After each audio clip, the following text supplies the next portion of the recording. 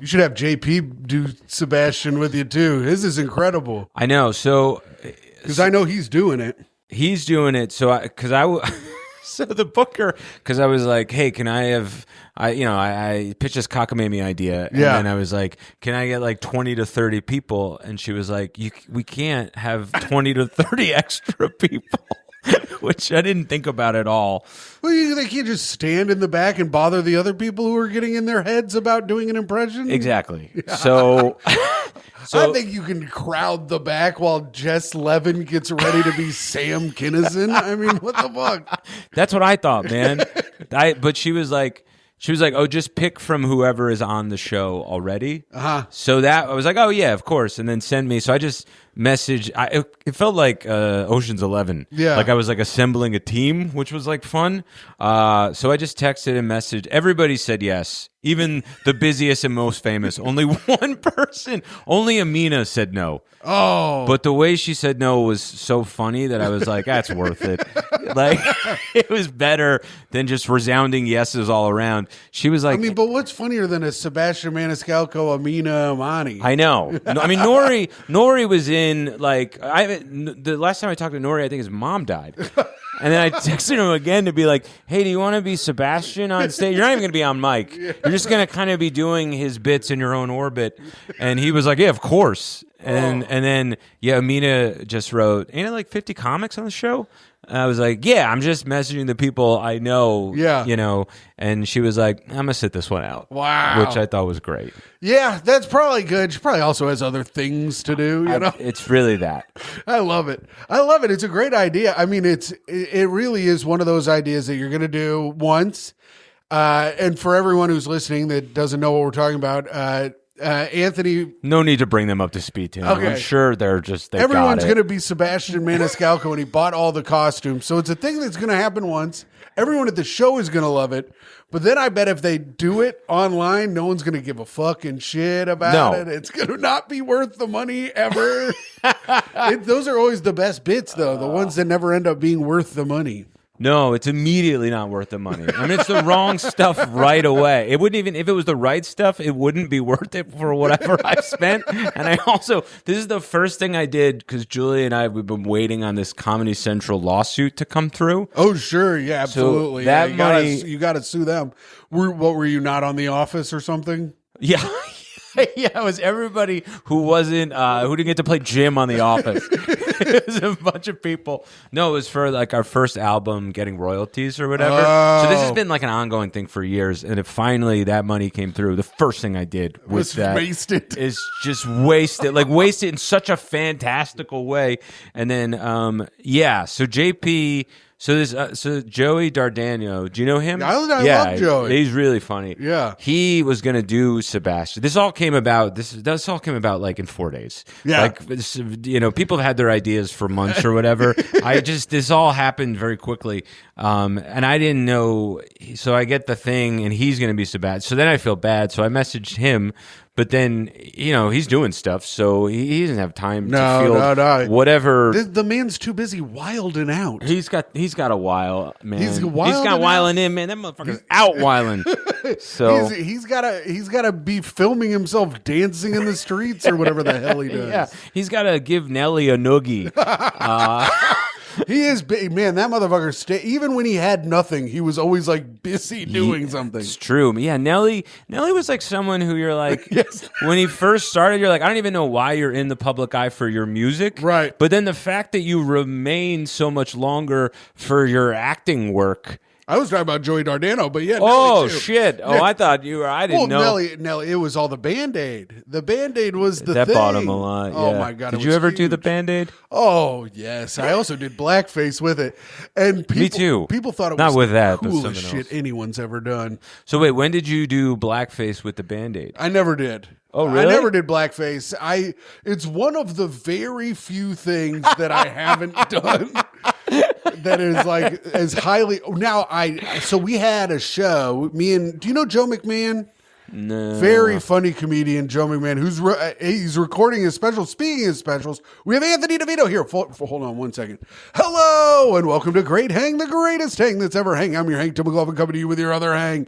Anthony Devito. Myka is sick with bitchitis today. She actually has food poisoning and she's downstairs having a really bad time. So Anthony DeVito's here.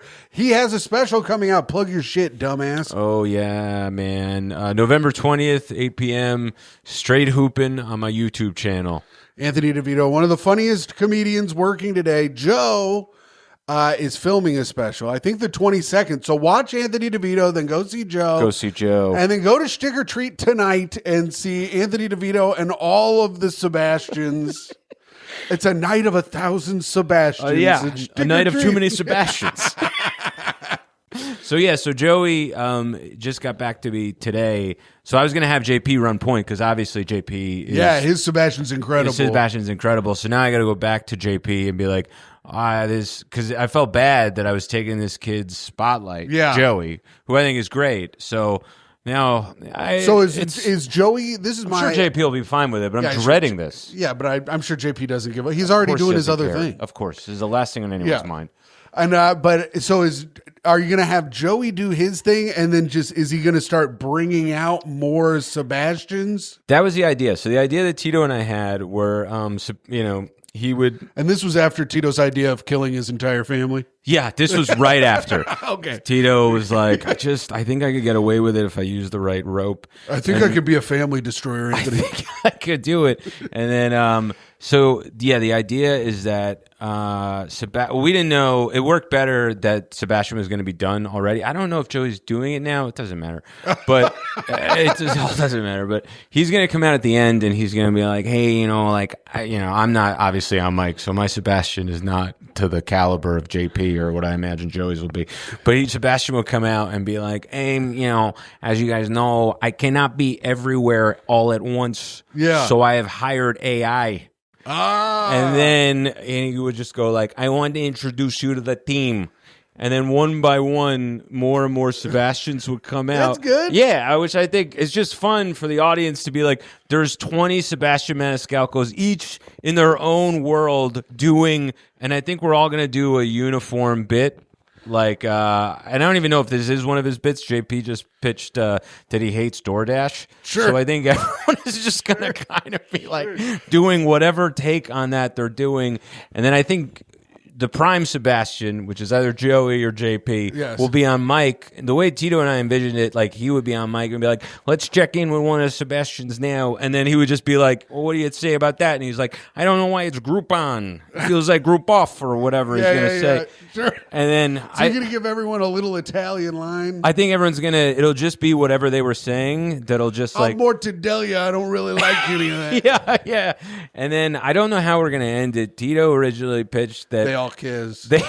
They all start kissing each other. Mass suicide. Everyone takes a gun at the same exact time and says like very like destitute line, but in Sebastian's voice. It's just sometimes it's so black. There's just a nothingness that overrides my body. But I think Joey's going to be like, okay, folks, like, or whoever is going to be like, that's it. If you want to catch me, I will be at the Riyadh Comedy Festival. And then in unison, all the Sebastians will go, oh. That's good. I like that. That'd be it. That's really great. Hopefully that's what happens. I think that's a good bit. I really like man. it. I like the bit. I hope it goes well tonight. That part I don't. I can't believe it's happening. I'm more like, it's just going to be... If it bombs, it's so much better to me if there's just a bunch of scattered Sebastians and confusion and, Absolutely. And Nori's wig falls off and then he just looks like Nori. That's funny, dude. He's like, pasta primavera. Man, these kids today, they want me to host the MTV Awards. Can you do a Sebastian? No. Yeah. I've never seen him talk in my life. Really? No. You've never seen... I've never seen Sebastian... You know what's crazy? I've never seen Sebastian Maniscalco. I've never seen a single Nate Bargatze bit. What? Yeah. Tim... I got jaded quickly in stand-up comedy, and I refuse to watch it anymore. Yeah, but I feel like you've gotten less jaded. When I first met you, you were... I was much angrier. You were angrier, and you liked me, which I was like, thank God. because you just had so much vitriol for everyone else around you. Well, I was like, I'm glad that he's on my side, but you've gotten that's I feel like shed off of you as the years have gone on. Sure. Well, I've slowly given up, but I also was mad at all the Chicago people that I was doing better than that immediately did better than me when I got here, and it hurt my feelings because I was like, how have people heard of them and no one's ever heard of me? I get that. I was like, I was doing so much better than everyone in Chicago, but no one's heard of my name at all, and it really fucking no one had heard. Well, I don't. To be fair, I mean, I didn't hear of any of the Chicago comics until they were here. Sure, But I get if from the outside perspective, you coming in, people were like, Lisa, Drew. Well, no, they were already somebody. I was in a class below theirs in Chicago. Who was like Tom and them? Well, no, like Tom was always ahead of, Tom was always the best one, but he left because we lived with Tom. Me and Connor lived with Tom, but like, no, like Dwayne Perkins, and then like those guys were all like Sarah Sherman started after me in Chicago, but I mean, I'm not disgusting, so that's like, I'm not doing disgusting art on stage that's masked as comedy. I love her so much. Yeah, Sarah's great. Her comedy, I'm telling you, I get sick to my stomach when I watch it. I was like, what? I don't need to see period blood shooting out of a cartoon. That's not what I need to see. I mean, turned on. I want to see it, but that's I don't. Where we differ. What makes us hard? But what's the problem? The problem with it is I watch it and I'm disgusted, and then I'm like, she's a fucking genius. Which also sucks. Because you watch it and you're disgusted, and you're like, damn, this bitch is fucking incredible. That's pretty cool. That's a pretty cool feeling to have. Yeah. Just complete disgust, but then awe at the same time. But yeah, so I was a little bitter about that, but I've been getting really zen with everything recently just because I also didn't put in the kind of work everyone else did. And you got to kind of sometimes realize that that's a lot of it, because I moved here at 30. I'm 39 now, so I moved here at 33. Right. And I was already tired. Like, yeah, I get that. It's so hard at 33 years old to want to go to a different bar every night, meet new people. You don't have any money. It's like, it's just tough, Totally, man. No, if I started like 27, 28, and like whatever those years were up until like 33 and 34 were like, I think I knew that was like all I could hustle, and everything beyond then was just going to be downhill. Yeah. So it's just kind of been a matter of that. But what were we saying before that though? I forget. About Sebastian Maniscalco? Yeah. So it was him and who else? I've never seen Nate Bargatze because I was telling a story. I was riffing in between comics one night on stage about how I went to the they had a snake museum, not like it's like basically a snake zoo in Wilmington, North Carolina. Right. And on Sundays at 3 p.m., I was at the what festival was it? The Cape Fear Comedy Festival or whatever. And at 3 p.m., it was me and Jay Whitecotton. I don't know if you know him. He's a comedian from Texas, funny guy.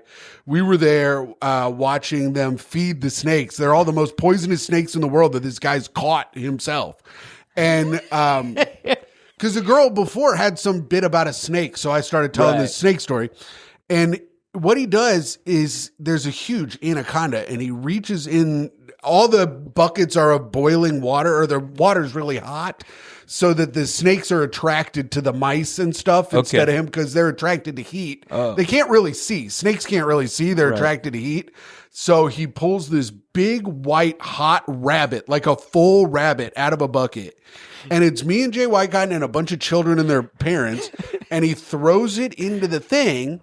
And this little kid goes, "Is that the Easter Bunny?" And he goes, "Yup." And he tosses it in there, and the kid starts crying. Of course. Of course. I mean, he just watched Easter die. Yeah. And so I tell that story, I get off stage, I get a big pop or whatever, and then I get off, and Steve Rogers goes, "You stole that bit from Nate Bargatze." I go, "I've never seen Nate Bargatze in my life."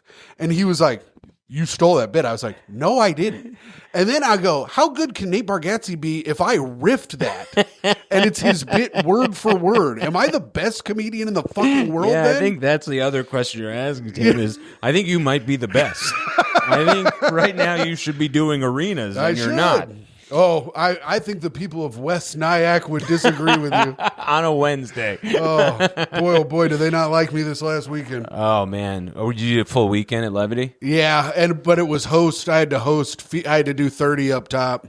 The hosting spot there especially is very rough. I remember it was one of the few shows where at the time my aunt was going, she just got over a divorce. She was like horrible depression. So she was living with my mom at the time, and I had a show, I was middling for Mario Cantone. Oh, that's great. Yeah. He was awesome. And Mario Cantone, one of my favorite Comedy Central presents growing up. Oh, man, I've never watched. Absolutely loved it. Yeah, he was definitely someone where I was like, I didn't know what to expect, but he was someone you're like, oh, you're a pro. You know what I mean? Yeah. Like, you've been in this a while. He had like an enthusiasm to him, but he was also like over it and knew how to be over it. You know what I mean? Yeah. He knew how to be over it in a way that's like, that's accurate. Yeah. Like that happened to you one too many times. This aspect, that aspect, like, so...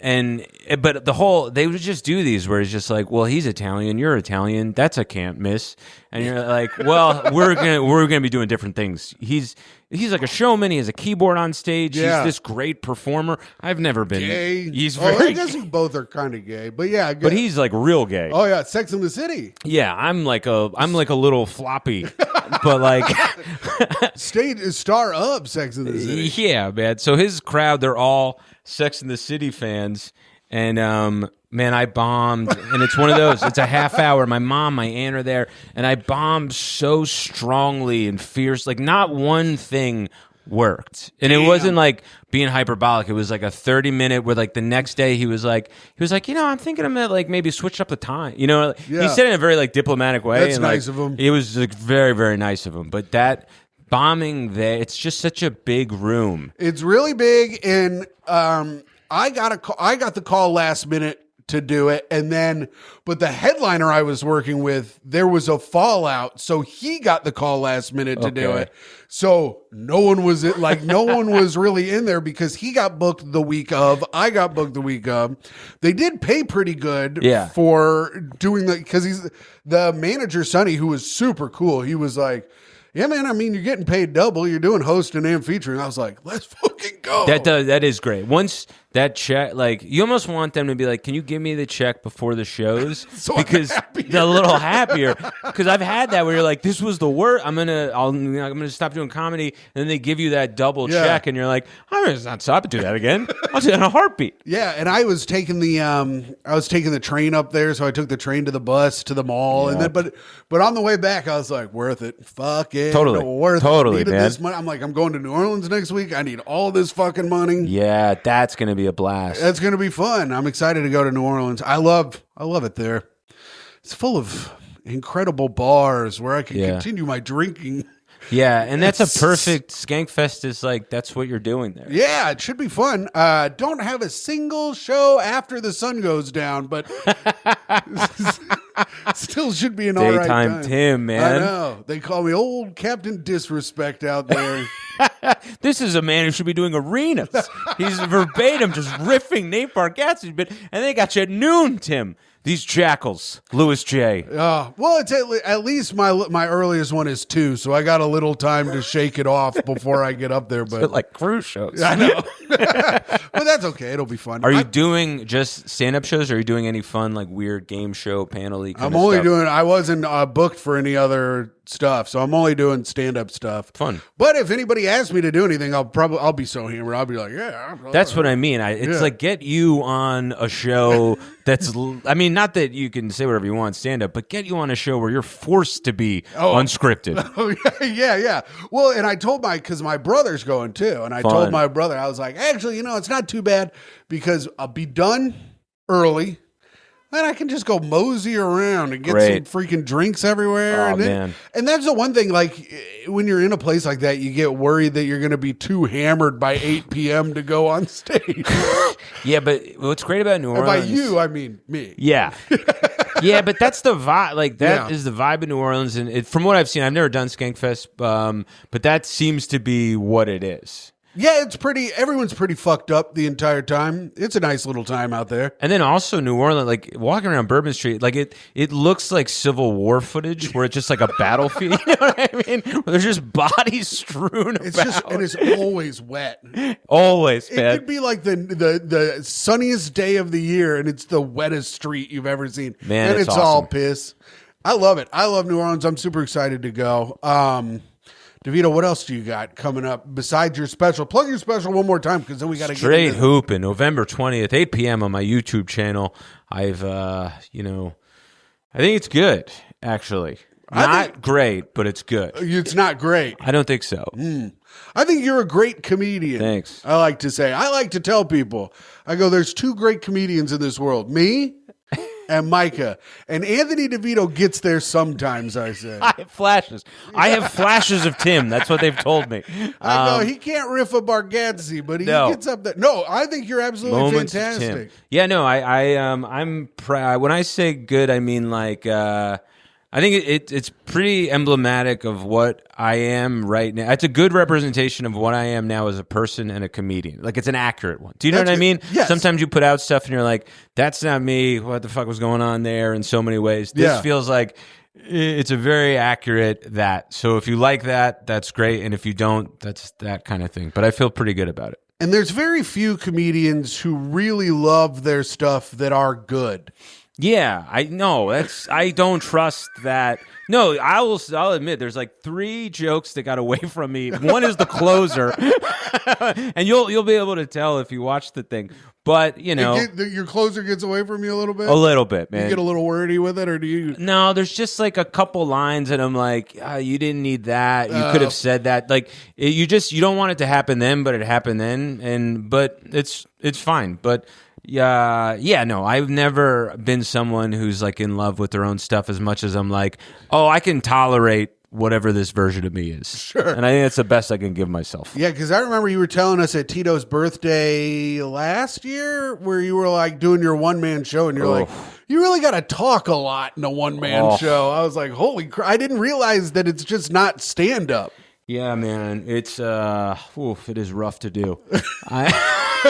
I mean, look, I've gotten personally so much out of it because of complicated feelings it's allowed me to process. Sure, absolutely. But the thing... We call that kind of stuff gay talk on I'm this a little show. floppy. I'm no Cantone, but I'm a little floppy in that way. That goes under great hang gay talk. Drop the flag. I will. Dude. I mean, I could probably make one on while I'm fiddling around watching basketball tonight.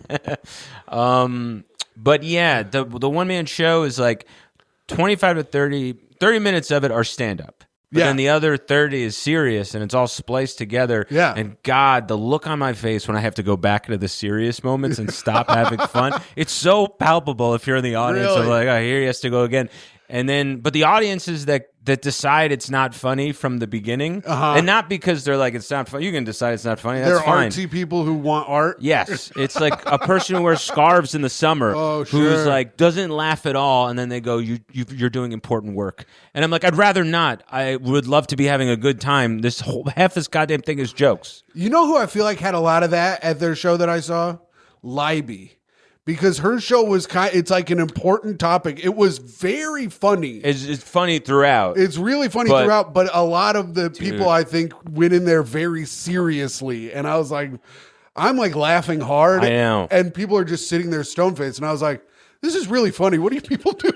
Yeah, man. And it's like they're undeterred. Yeah. Once they decide, like they're like they won't budge from that position. Even though there's just a poker face in the middle of you doing very silly, obvious jokes. They're like, that's ironic. You know what I mean? Like they have to twist that into some kind of emotional moment where you're just like, no, I don't want to give attention. Who would I wish I was a dramatic actor that really got something out of that. But to me, it's like I'm not pulling so much within myself, so it's just like kind of boring. Sure. But it has to be there because when I would just do the jokes, people are like, this is pretty callous. That's where I think I sit most of the time, is on the pretty callous side. Yeah, and I'm more often than not that way too. Yeah. But with this, The minute I would start into it, audiences would be like, "This is, like he was found in the trunk with a bunch of bullet wounds." Like, right? Yeah, so it's kind of maybe add a beat before you just want to dive right into a joke. So, and I was like, "All right, I see your point," kind of thing. Can you find your one-man show anywhere?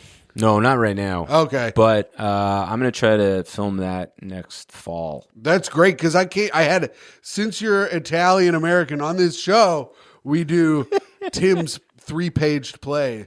Oh, great! No, let's do it. I have a monologue for you to read today. Okay, great. Wait, can we do the play too? No, I didn't write a play. I only wrote this monologue. Okay. It's based off of the monologue from Goodfellas. Okay. I was thinking about you and how your dad was in the mob. So here you go. That's and this is for you to read. And here we go. Anthony DeVito reading the monologue from Goodfellas. Don't read ahead. Just read it. All right, ready, go. As far back as I can remember, I always wanted to be a joker. To me, being a joker was better than being president of the United States. Even before I walked into the joke stand for an afternoon job, I knew I wanted to be a part of them. It was there I knew I belonged. To me, it meant being a somebody on true TV that was full of nobodies. They weren't like anyone else. They did whatever they wanted. They joined a party at a restaurant without ever saying anything. In the mall, when they would work at jobs all day, they would mess everything up and people would call security. Brian Quinn, Q. Q was a firefighter turned joker with his boys, Sal, Mer, and Joe Gatto. Joe Gatto may have joked slow, but that was only because Joe Gatto didn't have to joke for nobody. Wow, incredible stuff. I didn't know you wanted to be a part of the Impractical Jokers. I badly did. I auditioned hundreds of times. I ever told you that? Because I've probably told this story, but so years ago, one of the comic had a show at it was called Cargo, right on Bay Street in Staten Island, right off the ferry. And Sal from the Impractical Jokers was the bartender at the bar. Yes. And we would do this, this is going back 15 years. We would do this show, and then, you get a free sandwich or a drink. And Sal was he was anybody who was like, I got a sketch group. Yeah. And everyone was like, sure you do, pal. Yeah. And then he was we got a couple firefighters that like to go around and yuck it up.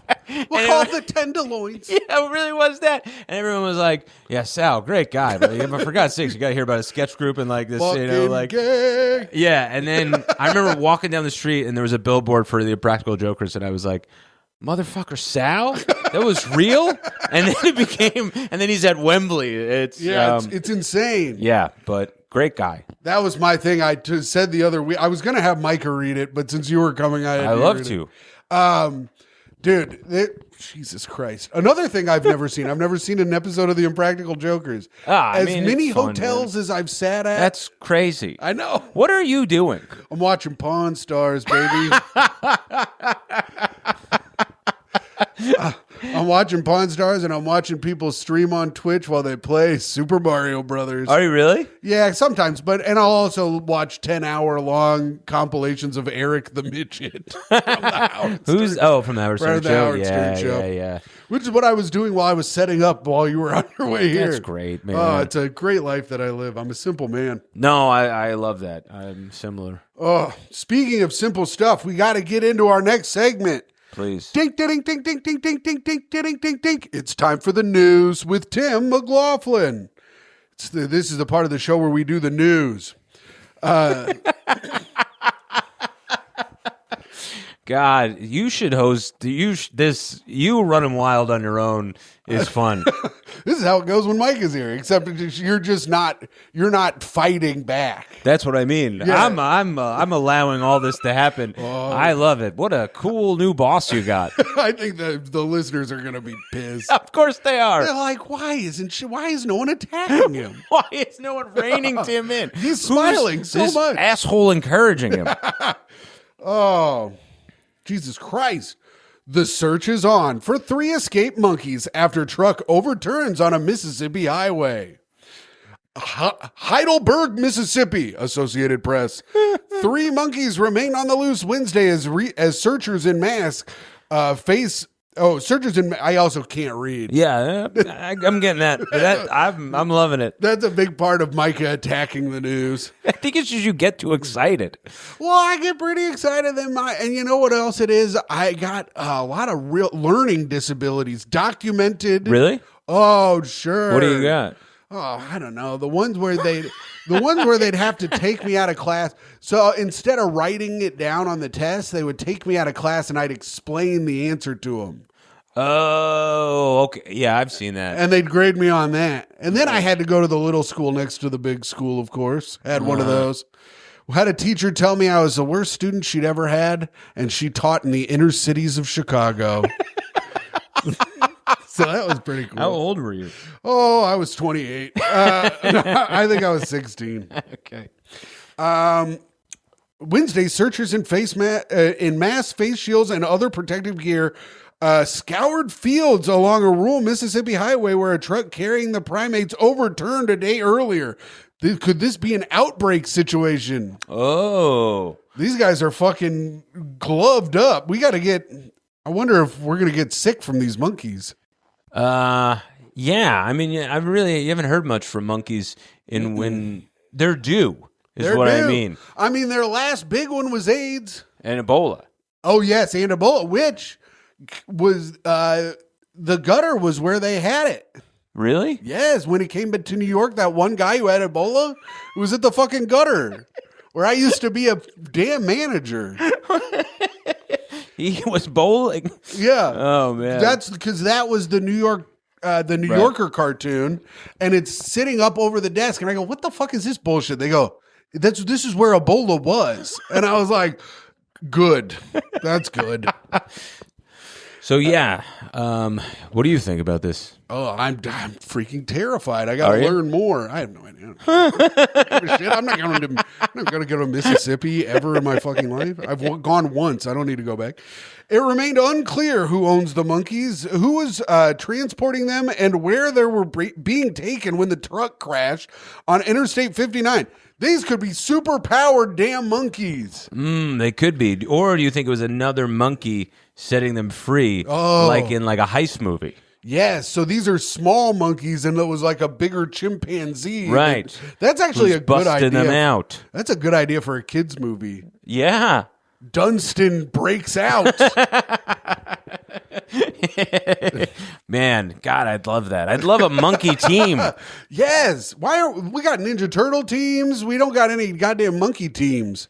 Well, I guess we probably do somewhere. I'm just not thinking of them. Donkey Kong.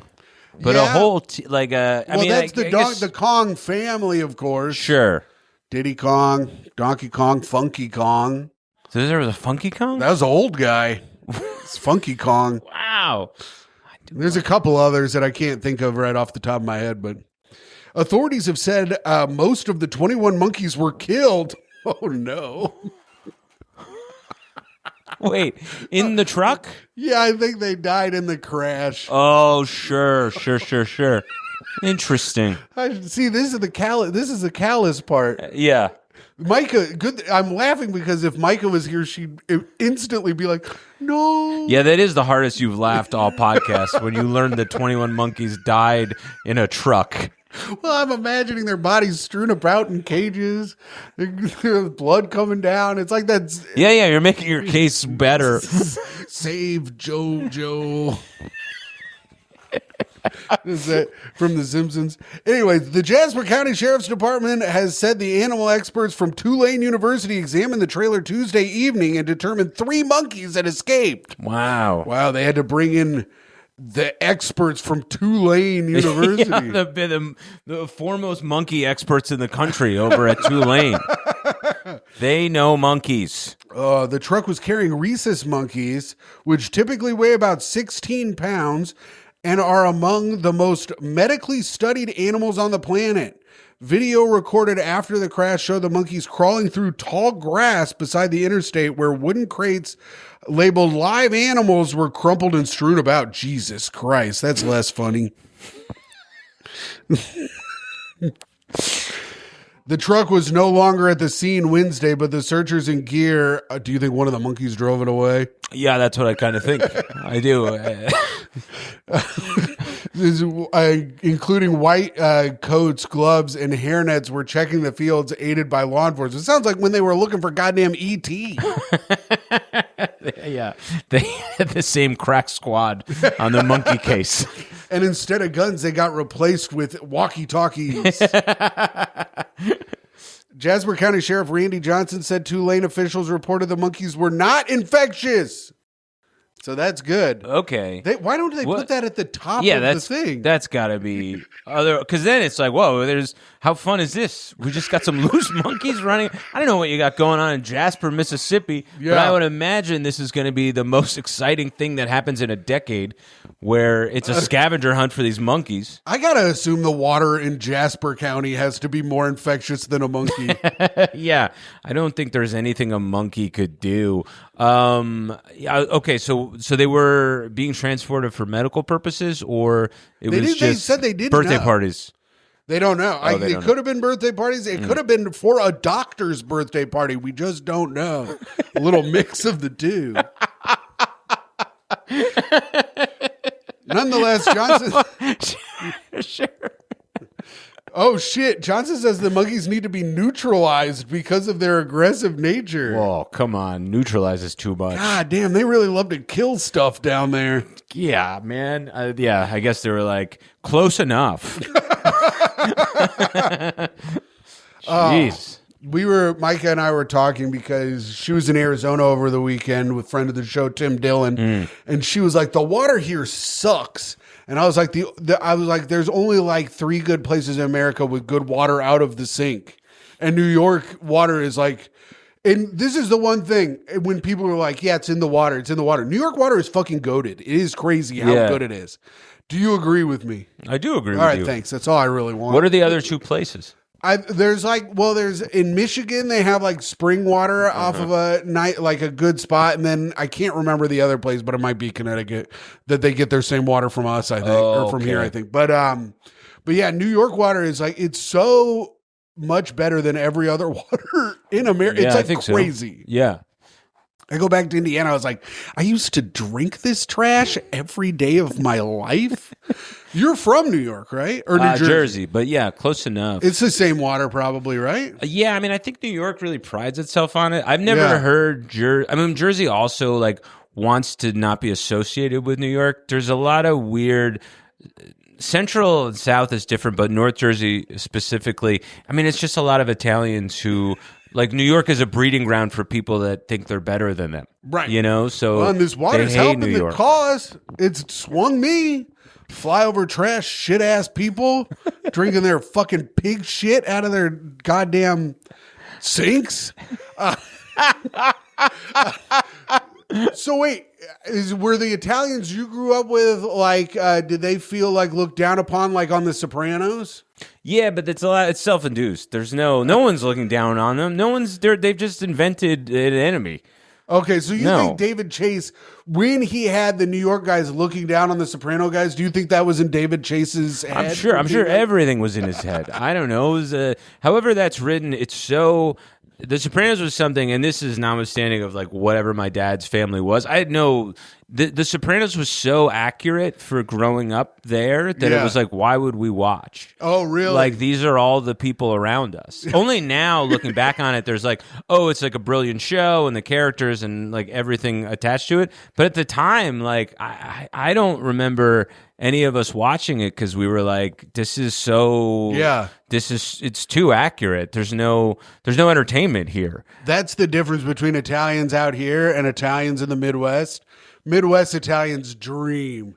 They dream of the day that they could be some fucking guinea retard out on the East Coast, dude. It's crazy. My mom's family is Italian. They're from Milwaukee, and which is like, you know, it's a pretty not a good town. Like it had a pretty good mafia in Milwaukee. Yeah, and but they call sauce gravy, and I'm like, it's sauce. You live in Indianapolis. The whole thing with it's like it's so boring. Who cares? I mean, it's truly incredible food, but I'm like, listen, We're in Indianapolis. Call it sauce. Yeah.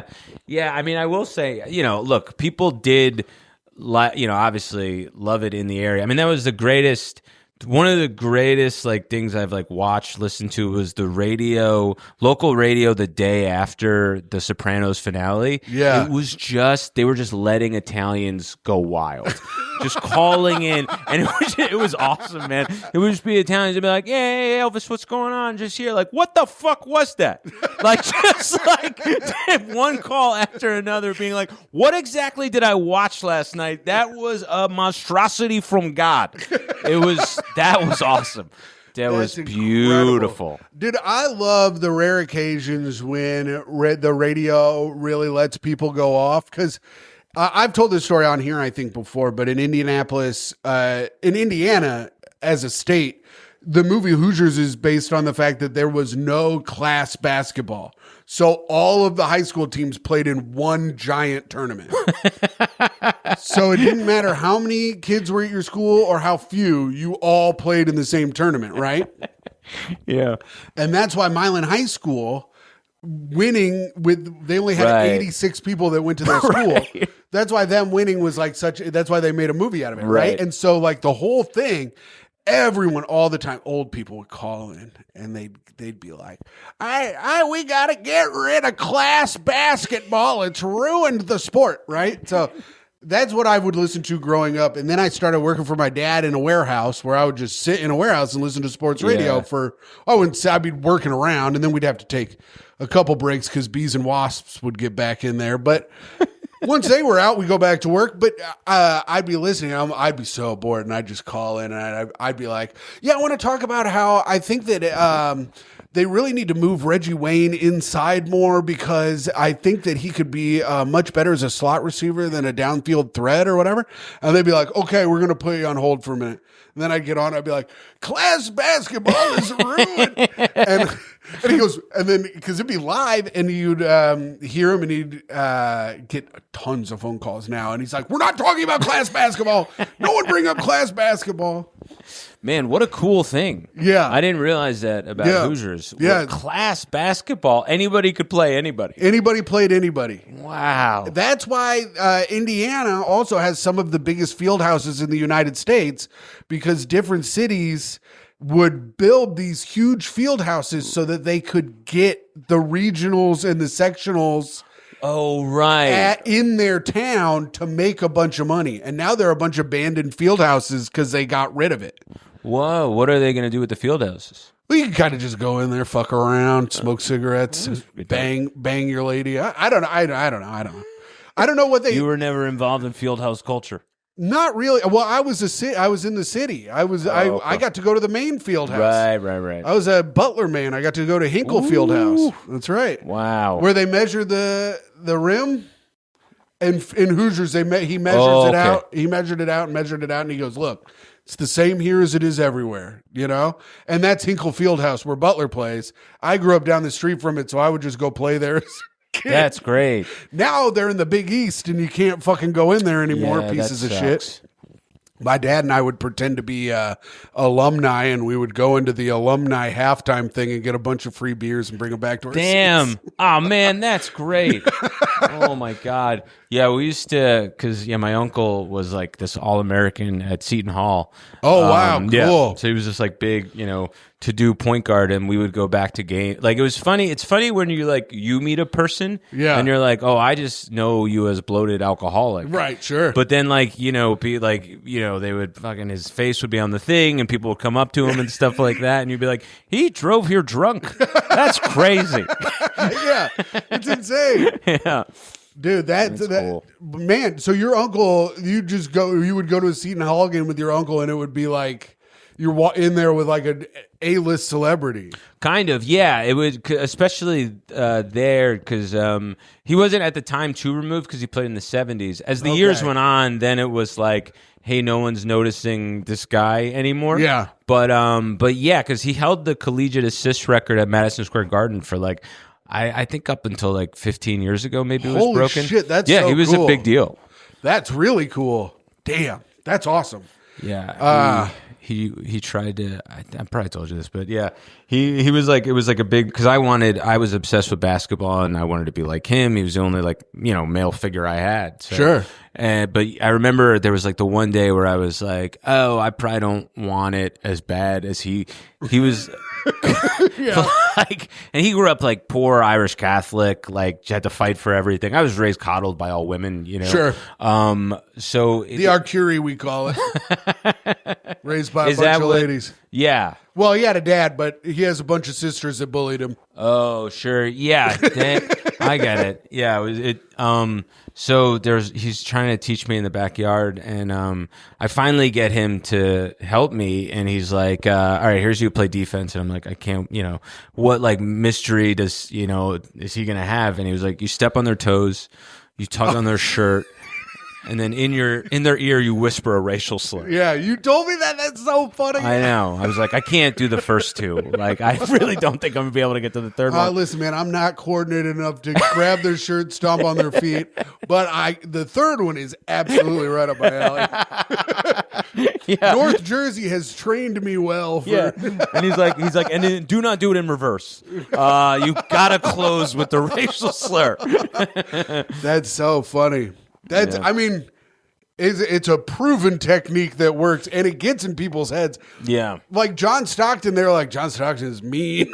I don't think he ever said racial slurs, but he was just mean. Yeah, and I think it was also him way of being like, you're not going to be good enough on your own. You know what I mean? Yeah. Like, you're going to have to do this. Right. There's no way you're talent alone, so you're going to have to whisper kike. Absolutely got to do it. Hey, listen, that's good advice, which brings us to our next segment. Advice. We got to give someone advice. Wow. I've gone on Reddit and found some advice to give someone. Great. How can I tell a grown woman she stinks without coming off as rude? Like, actually smells? Yeah, so I have an employee who has a horrible hygiene. It's not just body odor.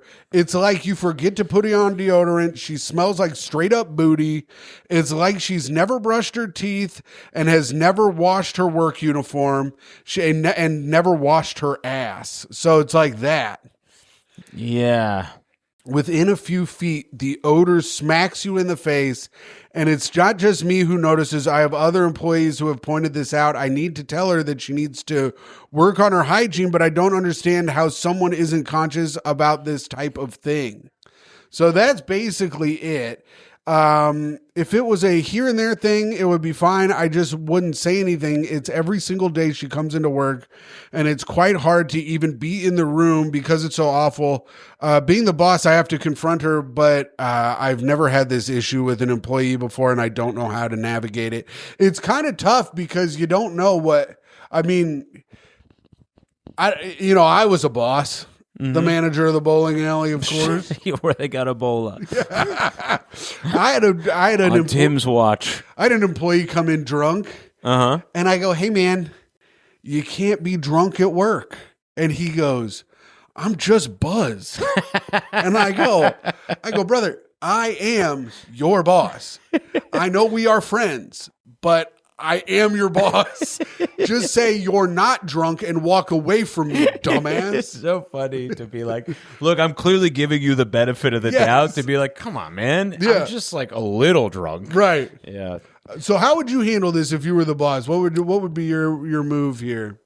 I mean, I think it's just a pull aside. Yeah. Kinda. I think it's a pull aside. You're great, da-da-da. You build them up, all these great things. It's just, and look, this happened to me. I mean, it did happen to me. You were a stinky guy. I didn't know. You were a pig pen. I was a little bit, I didn't know early on, I didn't realize I had gone through puberty. I didn't realize that like hair was going to make me smell. So, because you go so long in your life without wearing deodorant. And then I remember I was playing basketball with my friend. That's probably a tough thing also when you're raised by women, because women don't smell too bad a lot of the time. No, they usually smell great. They really got to fucking work at it to stink. Yeah, so I don't. There is certain stuff I don't think they knew. You know what I mean? Yeah. Like, oh, guys just start to smell. The puberty, boyhood to manhood stuff is kind of where they fell off, just because they never experienced it. Sure. So a lot of that from my childhood is like weird and murky, and like, you know, my mom didn't know when a boy masturbated. She told me about my penis since I was like so young that I was like, well, I never want to touch this. It's so uncomfortable. Literally, we would be watching cartoons and she would be like, do you need to be alone with your body? And I would be, I don't even know what that means, really. Like, so that was besides the point. But Moms, if you want your kids not to masturbate, bring it up to them early. early and often. Make them feel real weird. It's a surefire Get 'em way. this close to where they feel like they need to kill a woman that looks like you. Get them so close that their body, literally, they watch a movie with Anna Nicole Smith and their body shakes. Oh, Skyscraper. Great Skyscraper, film. yeah, Yep. man. Oh, we all watched it, Anthony. Yeah, dude. Anyway, so yeah, like my body literally, that's what it doesn't. God, fuck, what were we talking about? Sorry, I took So us off you got track. pulled aside as a stinky guy once. I got pulled aside as a stinky guy. Yeah, my friend Darren and I were playing basketball, and he was like, "Hey, man, I don't know how to like. You smell now." Yeah. and I no part of me. That's never been a point of pride as much as it's like, oh, this gravely affects other people. So Yeah. if I smell, just let me know. I don't care. Right. So I was very thankful for that, and then started wearing deodorant. And then, yeah, another time I sweat so much in my feet, I didn't realize it, that the odor, when I lived in Miami for college, where I was at a movie theater, I put my feet up on the seats. The person in front of me turned around and they went, I don't know, you smell like the sewer. Wow. That wasn't great, but Yeah. I also was like, well, I don't want to smell. So I don't think that's a thing. It's not like an indictment of like who you are as a person as much as like it's a thing you've overlooked. Mm-hmm. It's not like you're like, hey, you're selfish, you're untrustworthy, you're this. You're Yeah. just like, hey, man, you smell like a rat's mouth. I think it's fine. You think it's fine to do?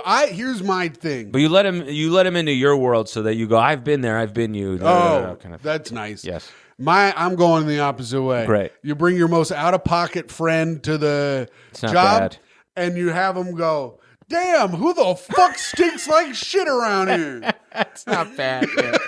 It's actually not bad. Or an autistic person. Yeah.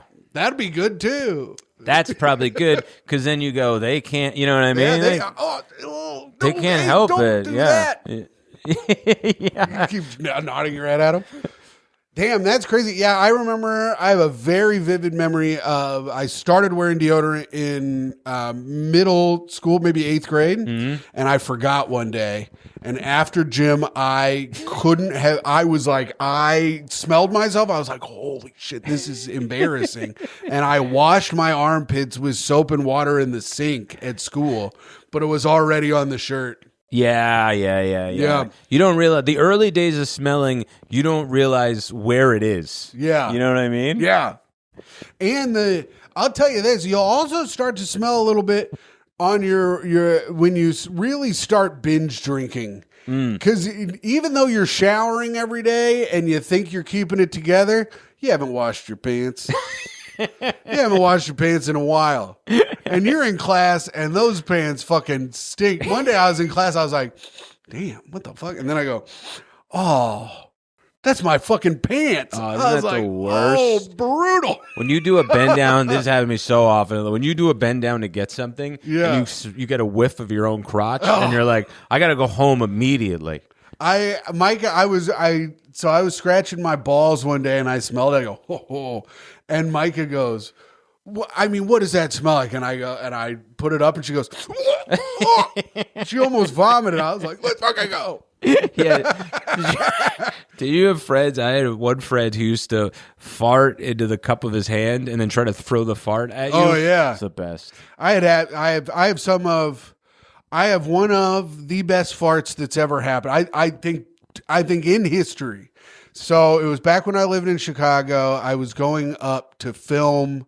Oh, well, I got put a little backstory. The night before, we had tried to all eat a Crave case of White Castle. Yes. I ate about 23 White Castle burgers. 30 in a 30 case. in a case.